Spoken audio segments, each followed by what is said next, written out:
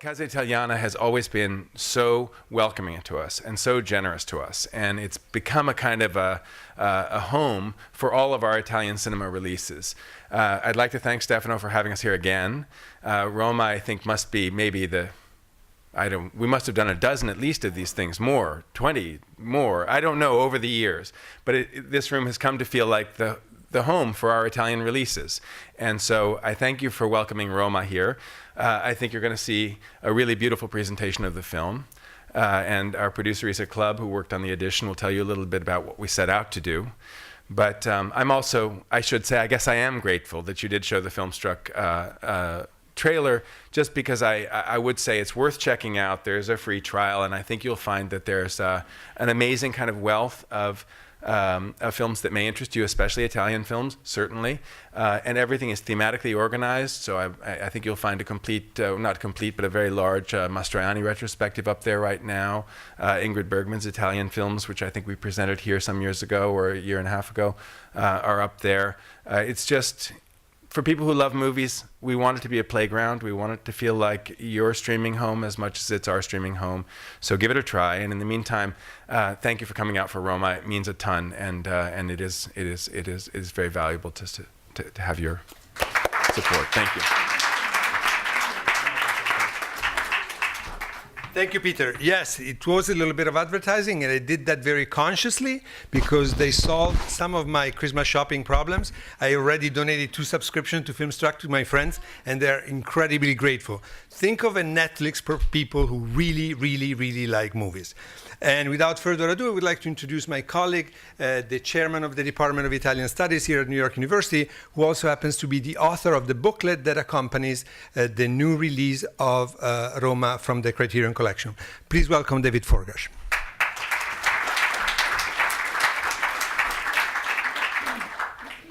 I'm just going to take a minute to plug this in so I can show some stills from the film. While I'm doing that, just to say I signed up for the free trial for Filmstruck, and it's very good. And then I renewed it after the 2 weeks expired. So it's very hard not to sign up to it if you're serious about film. Okay. Julian, can you dip the lights, please? Okay. Okay. So Roma, I want to try and introduce this in about 7 minutes. It's a very strange kind of film, even by Fellini's standards. It doesn't really have a plot. It doesn't have any characters that we can follow all the way through. So, I mean, La Dolce Vita doesn't have much of a plot, but it's got this strong central character. What it is a film made up of episodes set in 3 different time periods, which have in common the city of Rome. It's Fellini's memories of the city in the past, when he was a child and when he went to Rome for the first time in 1939. And it's his view of it, the city in the present being 1971, when the film was shot between March and November 71. So Fellini was born in 1920 in Rimini, a provincial town on the east coast of Italy. He moved to Rome, as I've said, in 1939 when he was 19, and he stayed there, or near there. He also had a house up the coast for the rest of his life, so over 50 years. So he became a kind of honorary Roman, but he was always the provincial boy who went to Rome. And the film opens with this wonderful dreamlike shot of a misty landscape, which is supposed to be near Rimini. You can hear some peasants talking in a Romagnolo dialect. What they're saying is they just had written to us from America. They told us all the food there comes out of cans. And then, so it's a, emigrant relative. The camera then moves towards this distance marker, and this takes us into the first time and place of the film, which is Rimini, around 1930, the time of Fellini's childhood. And here, all the images of Rome in this part of the film are as it's seen or filtered through various media or various institutions. So this is the Rome of the Latin lesson in the school, where the teacher takes the kids to cross the Rubicon, emulating Julius Caesar. Then they get a slideshow with a kind of montage of ancient and modern monuments of Rome. Then they go to the movie and they see a gladiator movie with their parents. And then the boys go down to the local station and they see this express train bound for Rome. And they're looking at it wistfully because they can't catch the train. They're stuck in the provinces. And these are the same boys or similar boys to the ones you're going to see a few years older in their teens in Fellini's next film, Amarcord, 1973, which is set in Rimini, although actually entirely shot in and around Rome. And in Roma, back to Roma, one of these boys, we now jump into the second time level of the film. It's around 1939 or maybe early 1940. And this young man is a Mexican-American actor, Peter Gonzalez, who arrives in this white suit looking like an angel coming from another planet. And he turns up with his suitcases and he goes to find his lodgings. He's renting a room in a shared apartment. If you look carefully at this shot, you can see actually, if you notice this at the back, that this is actually it's a painted backdrop. This is shot in Cinecittà. It's not a real street. And in most of the locations in Rome, apart from the final section, which is actually shot in Trastevere, was reconstructed in the studio. It's actually the same that Fellini did in La Dolce Vita. The Via Veneto you see in the movie is done on in a studio. And here's a production shot of the same set. And if you can see at the back, there's the same backdrop there behind Giuseppe Rotunno's head. And that's Fellini just walking past him in the front. And here's the interior of that building where the young man rents a room. These very Fellinian characters, they're always eating or in the toilet or making pasta or shouting at each other. The kids are crying, there's a radio blasting. It's a kind of cacophony, a mixture of sounds and smells or imagined smells. And this carries on in the street afterwards. There's this woman who's this corpulent landlady who warns the young man that it's a God-fearing household, so he better not use any profanity. Then you go out into the street and you have this fairly long sequence of a meal out in a restaurant where people eat kind of the food that Fellini found disgusting, snails, a pig's head with the eyes, this thing animelle, which is this kind of pasta with veal intestines full of veal milk. And he trying to reconstruct what he calls this gastrosexual atmosphere of Rome.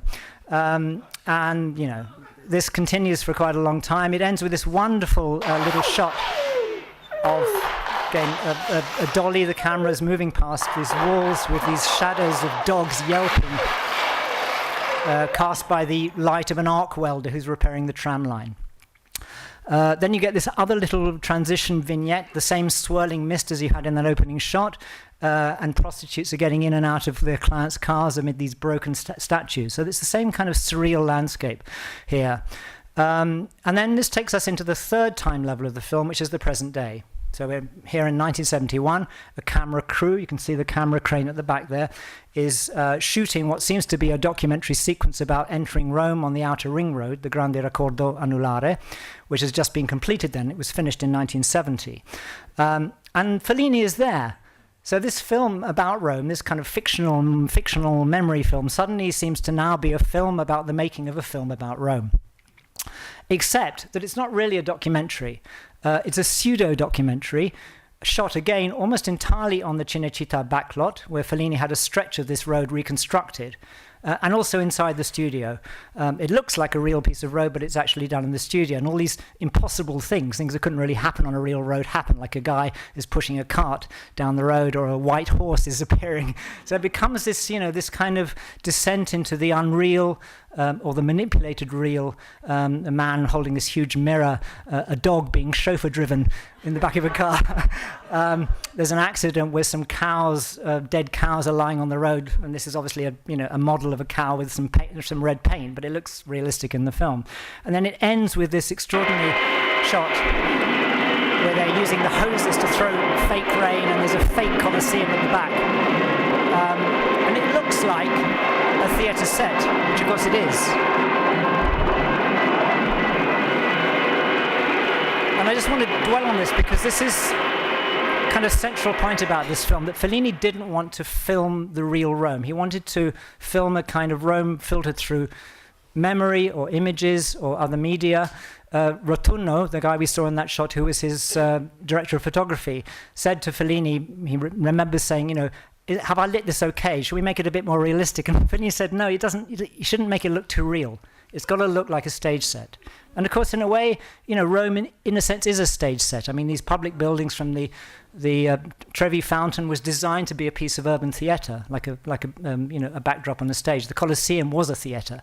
So in a way, it's not an improbable way of dealing with the city. And in fact, then there's a long sequence which is set in a theatre. It's a a variety theatre. We're now back in that time level around World War II. In fact, the war's broken out. There's this long sequence where an incredibly unkind audience heckle the people on stage. Somebody throws a dead cat onto the stage. And in fact, Alberto Sordi, the actor who played in the model for this theatre, the Ambra Iovinelli, during the war, said he actually remembers somebody throwing a dead cat. There's, you know, so Fellini is using his own memory of these horrible, aggressive audiences to reconstruct this part of the world that he knew. A little boy urinating in the thing. A woman complained, and then they just let it go. And then, as the variety show is going on, there's an air raid warning, because we're in the war, and people run out. And in fact, this tunnel here, the Arco di Santa Bibiana, is very near the Ambra Iovinelli. It's just next to it. And there was indeed an air raid in San Lorenzo, not in the early morning, not late at night, but in the middle of the day in July 43, when American planes bombed Rome for the first time. So this memory is in the film as well. Then back in the present, we get a sort of descent into the underworld, into the tunnels being dug for the Rome Metro, which had started construction in 1964. And it was being constructed in fits and starts, because every time they dug a bit, they hit an archaeological site and they weren't allowed to dig any further. And the film actually does document that real process of the digging and the difficulty. Again, almost entirely reconstructed in the studio. Rotunno couldn't light the real subway properly, so he did all this in Cinecittà. And we get one of the most powerful scenes in the film, indeed, I think, in all of Fellini's films here, where the people building the tunnel pierce a wall of a buried Roman villa, and the camera crew go in, and there's this extraordinary sound of swirling air and wind, which you get in a lot of Fellini's films, and they see these beautifully preserved frescoes.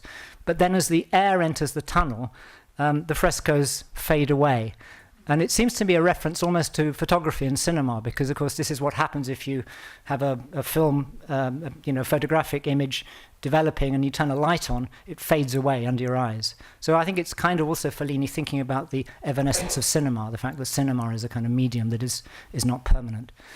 Back to the second time level, these two Roman brothels in wartime. One is a kind of lower class cheap brothel, a casino popolare. The other one's a slightly classier version. And then a long sequence, fascinating sequence, which Eugenia Paulicelli is going to talk a little bit about in a minute, of an ecclesiastical fashion show, which gets more and more surreal and more macabre. Extraordinary lighting in this scene. These skeletons, which are like the tomb of the Capuchins, are suddenly brought in, and then this figure of the Pope sitting on this raised set of stairs surrounded in gold with ostrich feathers is brought in. He's not the Pope that it would have been in 1972. He looks like Pius XII, who actually died in 1958. And this same image actually is replicated in this Sky season, The Young Pope with Jude Law, which has been running in Europe and is coming to the US in January on HBO. You can see that, it's pretty much the same image is used there. And then as we get towards the end of the film, we have this sequence in Trastevere, the Festa dei Noiantri, which is a kind of invented tradition of a popular Roman street festival heavily patronized by tourists and illustrious foreign residents like Gore Vidal, who you see playing himself in this cameo. And it's also in this last part of the film that we see Anna Magnani, in a tiny cameo, but really one of the most moving things in the film, that the camera goes up to her, she's coming home, and she tells Fellini that she doesn't want to be interviewed. Federico, va a dormire, va. Posso farti una domanda? No, non mi fido, ciao. Buonanotte. And that's all you see of her, and with that buonanotte, she exits from the film. And, soon afterwards, she actually also exited from this world, because this was her last screen appearance, I believe. She died of cancer the year after Rome was released, 1973. So this is the kind of film Roma is. It's you can watch it. Sorry, you can't watch it expecting a plot. You have to prepare yourself to go on a ride with Fellini through memory and fantasy memories, and to linger with him in some very long episodes that in an outdoor restaurant, a variety show, a brothel, an ecclesiastical fashion parade, and some extraordinary pieces of set design and cinematography, including this fabulous montage of streets and buildings lit from a moving camera car, which you see in the last part of the film. Roma's never been photographed in the way that it is in that final sequence. And perhaps I should mention finally, because I haven't said it, but it's worth saying, some incredibly haunting music written by Nino Rota. So if you go with the flow, you'll find this film, I think, immensely rewarding and pleasurable. And this, by the way, is the real Colosseum. Okay, thank you.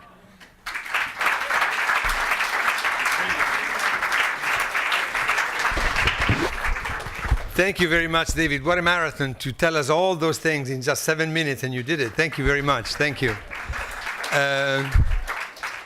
And next is the producer who curated the new restored version just released by the Criterion Collection, that is also responsible for putting together the extra contents that make these DVD boxes or Blu-ray boxes so special, because it's not only the film, but you find bounty of other documentaries, interviews, and stuff like that.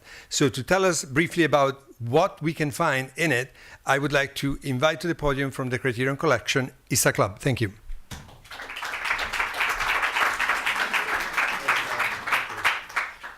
Well, that was great from David. Thank you so much. And I'm not going to try to match that. But I just wanted to say that I have had the pleasure of producing pretty much all of the Fellini releases for the Criterion Collection on DVD. And it's been a real, like I say, a real privilege and honor. And I think it's fitting that Roma is sort of later on down the line, because I feel like this film is somewhat underrated and underappreciated, maybe because of the easy informality of the style of storytelling that David alluded to. And yet it's so central to Fellini's entire career. You see echoes of every film that he made in this film. You can look at it as a sketchbook for Amarcord. There's scenes directly related to the dinner sequence, for instance, is very similar. I think that fresco scene that you showed has strong echoes of Satyricon, right? I think you see the boy in the white suit could be Meraldo arriving in Rome from I Vitelloni. It could be the young Marcello from La Dolce Vita. There's so many just little correspondences that if you're a sort of a fan of Fellini and someone who's done a sort of a deep dive into his work, this film I think is a rich one to see later on. And so that being said, I think it's pleasurable to see if it's your first Fellini film as well. I also wanted to say that it was a real pleasure for David to mention that the bit about the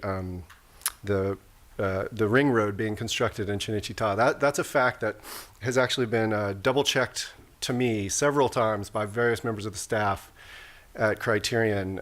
They just can't believe that it's true. And I was really happy that Paolo Sorrentino, in an interview that Antonio Monda did for us for the release, he specifically mentions that moment and says, like, what technical mastery, and yet it's not something that the film. Technical mastery isn't necessarily what you would think of when you think of this film. He's telling a story in a loose and easy way. He's in full command of his filmmaking and his storytelling, and so I think it was such a pleasure to work on. And I think one of the things that the commentarist that I had work on this film, Frank Burke, who wrote Fellini's films, said was that for a lot of people who really study Fellini, really work on it, this is their favorite film. It's his favorite film of Fellini's. So it was a real pleasure to work on, and I hope you enjoy it. Thanks very much. Thank you very much, Issa. And now we have my colleague Eugenia Paulicelli from Queen's College and the Graduate Center at CUNY. Eugenia is a professor of Italian literature and fashion studies, and she has been combining these two interests for the past several years. We're going to present her latest book that is exactly on fashion and cinema here at Casa Italiana. Remind me the date, Eugenia. January 31st, so sign up for it. So we're going to have a full evening dedicated to Eugenia's study of fashion and cinema. But tonight she's here to tell us something about the longest fashion show in the history of cinema that happens to be in this film. Please welcome Eugenia Paulicelli. Thank you, Steve. Sorry, I just can start.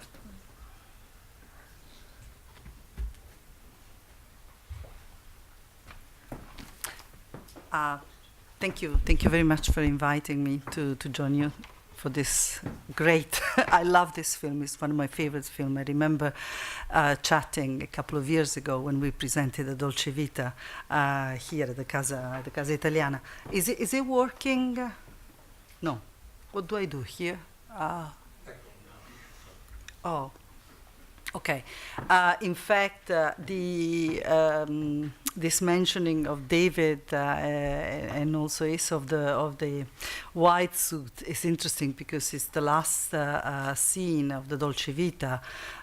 In fact, Marcello is wearing that white suit. It's become iconic actually in fashion.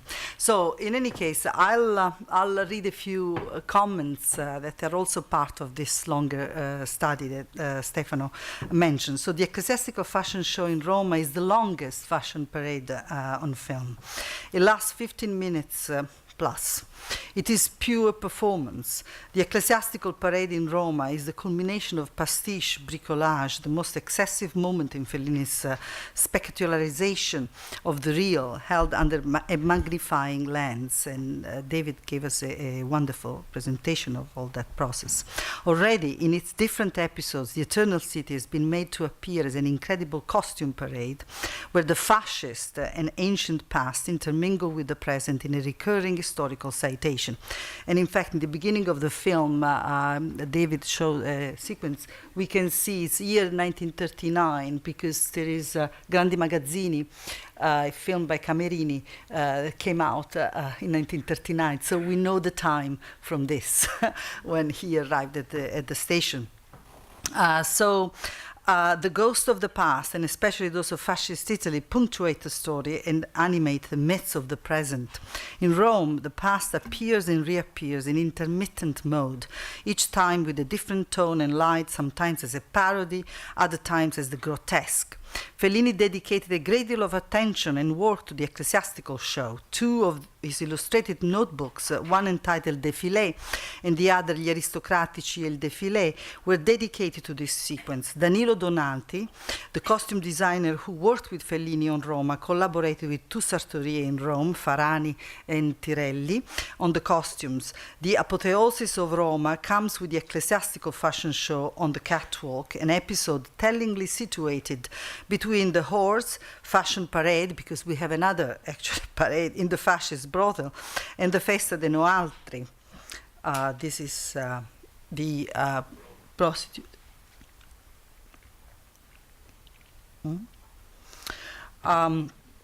Held in Trastevere with its parade of food and drinks. Here, among the people sitting on the tables, the viewer encounters American iconoclast Gore Vidal, who is asked why foreigners, and especially Americans, are attracted to Rome.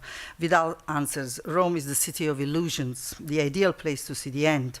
That sense of death and decay is also present in the fashion show, where parody and the grotesque reach disturbing heights.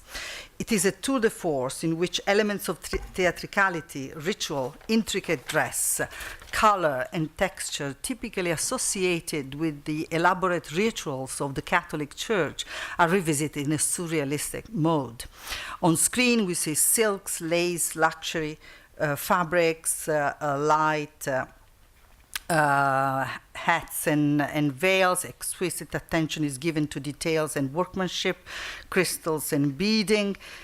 sequins that cover the bodies of the unusual ecclesiastical models. Donati is the magician, Fellini the creator of illusions. In actual fact, no luxurious fabrics were used for these costumes. The spectacular garb in which priests, nuns, cardinals, and even the Pope appear on the catwalk was actually realized, despite its opulent appearance, with poor material. Donati was a very inventive designer who could translate into costumes the most extreme ideas of the filmmakers, as he did with the incredible costumes we see in Pierpaolo Pasolini's film Salò, Le 120 giornate di Sodoma. Donati's costumes for Roma tell the story more eloquently than dialogue.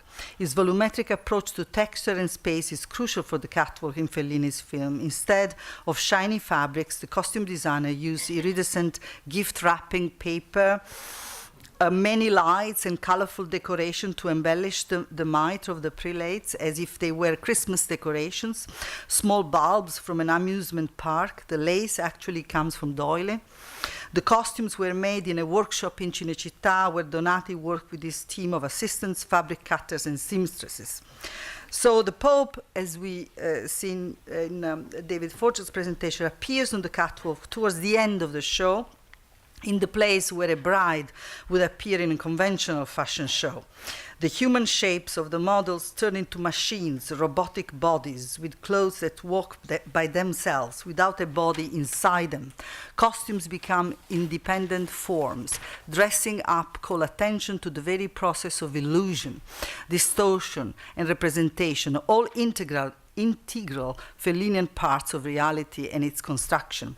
Borrowing from Marx, I want to make this quote here from the 18th of Brumaire of Louis Bonaparte, as read by Walter Benjamin in his Theory of History. We may say that the specter of history in Fellini's Roma come back like a Freudian return of the repressed, all dressed up in a self-parading garb. At the beginning of the 18th of Brumaire, Marx refers to the idea of repetition in history. And I quote, Hegel says somewhere that upon the stage of a universal history, all great events and personalities reappear in one fashion or another. He forgot to add, on the first occasion they appear as a tragedy, on the second as a farce. Fellini's Roma exemplifies in cinematic terms this complex mechanism of citation of the past, something that fashion does too. Nothing in fashion is completely new. The newness is an illusory pact we either invent or to which we tacitly give consent because fashion transforms and reshapes what was already there. In Roma and in another film, Amarcordo, also quoted here, the tragedy of fascist Italy's past reappears and is refashioned as a Fellinian grotesque farce. Benjamin, writing in the late 30s in the midst of the triumph of Nazi fascism in Europe, reflects on Marx's notion of history. And he says in his commentary, with its tiger's leap in the Arcades project, and I quote, the French Revolution evoked ancient Rome the way fashion evokes costumes of the past. Fashion has a flair for the topical, no matter where it stirs, in the tickets of long ago. It's a tiger's leap into the past. In Fellini's Roma, we have a conflation of both these theories in grotesque and excessive mode. Rome as a dream, spectacle, and trope is explosive. In his films, Fellini's fashion shows, and in Roma in particular, we find the visual and conceptual precursors of shows by Alexander McQueen and John Galliano in their extreme fashion, contradiction, sickness, beauty, the clown X, and excess are distinct features. Here I have just Tom Brown, the New York-based. Also, he dedicated a whole collection on Roma, inspired, Fellini film. But these spectacles hint also at fragility, the ephemeral nature of the now time in fashion. In Roma, Fellini announced the end of an era and the self-parody of institutions, spaces of leisure and consumption, and icons representing the city's identity. The Pope appearing in a fashion show, Anna Magnani playing herself, going home and closing the door on Fellini's camera, the semi-orgiastic feasts of food and people out in the street. And of course, Fellini himself with a constant presence in the film, in person and with his off-screen voice. Fellini's Roma and the crucial role that costume and fashion play within its narrative is part of the film's blurring of the boundaries boundaries between the lived, real Rome on the one hand and the imagined, fantasized Rome on the other. Both cities, however, carry equal weight. With their magnifying lenses, fashion and cinema disfigure representation of cities and places and reveal their most profound and hidden truths. Thank you.